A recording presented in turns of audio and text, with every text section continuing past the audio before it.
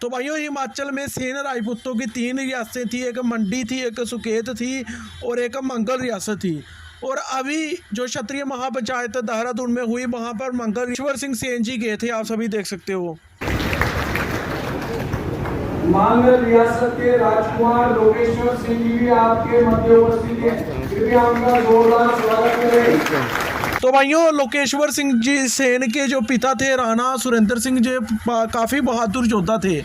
तो भाइयों, जब 1947 में क्षत्रियों की रियासतें चली गई, तो उसके बाद कुछ जो अपराधी टाइप लोग थे, कुछ उनके रियासत के रहने वाले लोग थे, उन्होंने उनके महल पर अटैक करके उनके महल की सभी तलवारें, सभी खजाने सब लेकर चले गए। हेलो मियाँ जी, बिल्कुल ठीक बोल रहे हैं आप। मतलब पापा ने पूर्ण क्षत्रिय की तरह जीवन जिया है। जो क्षत्रिय गुण होते हैं ना, उसको चरितार्थ जिसे कहते हैं, एग्जीक्यूट करना, चरितार्थ करना, वो ऐसा पापा ने बचपन से किया है हर परिस्थिति में, और अपने आप को करके दिखाया है। आप मानोगे, जिन नौकर चाकरों ने, मतलब जब सरदार वल्लभ भाई पटेल पैसे भेजते थे ना दिल्ली से, तो दादी तो मर चुके थे, दादाजी मेरे बेड पे थे, वर्ल्ड वॉर में लड़े थे, उनकी कमर में चोट आ गई थी, बेड पे थे।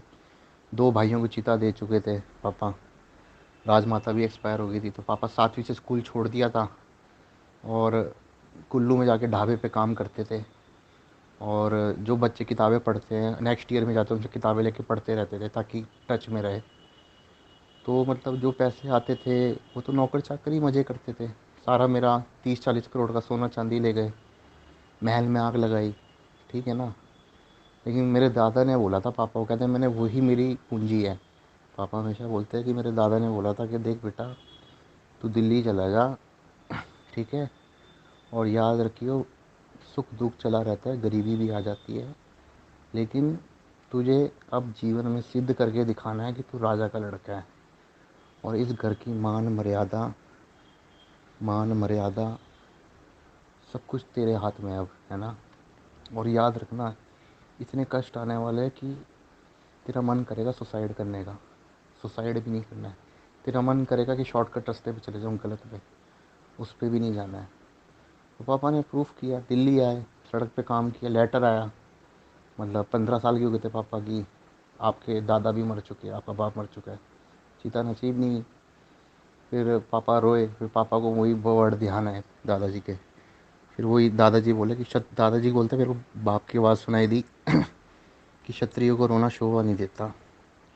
फिर पापा ने अपने आंसू पोंछे, फिर लगे, फिर संघर्ष किया, ज़मीनें जिन्होंने कब्जा कर रखा था वो छुड़ाई जितनी हो सकती थी। तो राजा वीरभद्र यही बोलते थे कि हमें, कि जितने भी राजे राणे हिमाचल में कहीं, वो तो कहते ऐश परस्ती में जिए, ऐश परस्ती में जी रहे, बाप ने जो कमाया वो खा रहे हैं। कह रहे उनके लिए भी मेरी इज्जत है, लेकिन तुम्हारे पापा मेरे दिल में बसते हैं, वो मेरे लिए मेरे बेटे के समान है। क्योंकि उन्होंने प्रूव करके दिखाया कि एक आदमी सोने से तप कर जो होता है वो सोना बनता है, वो उन्होंने करके दिखाया है। राणा सुरेंद्र सिंह जी काम के सिलसिले में दिल्ली चले गए, तो राजा सुरेंद्र सिंह सेन को गुंडे लुटेरों ने चाकुओं से गोद लिया और एक चाकू पेट में मारा और एक आंतड़ियों में मारा।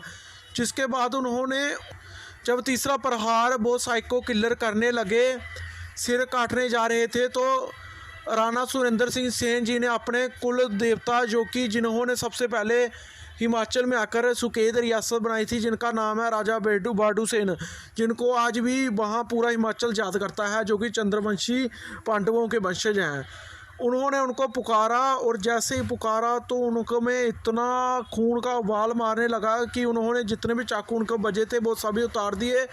और उतारते ही उन्होंने सभी जो अपराधी थे उन गुंडों को सबको मार दिया।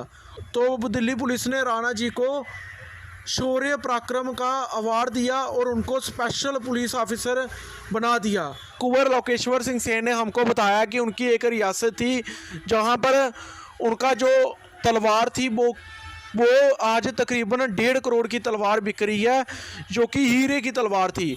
और जो चोर ले गए थे उनको ये तलवारें, उनके खजाने खोलकर उन्होंने सबको बांट दिया। और उनकी एक तलवार मिली है, किसी के पास से मिली है और किसी को चोरों ने ही उनको दी थी। तो भाइयों मियाँ जी एक बहुत ही अच्छे इंसान है और उनके पास भरपूर हिमाचल की हिस्ट्री पड़ी हुई है।